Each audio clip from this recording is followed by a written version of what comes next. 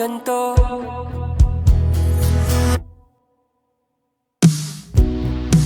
Sikreto na hindi matatago.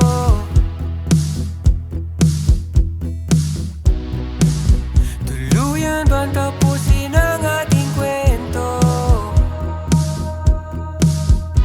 Nahihilo, nalilito, naaaning ang isip ko. Di man lang ba naisip ang tanging hangarin bago tuluyan nang umalis?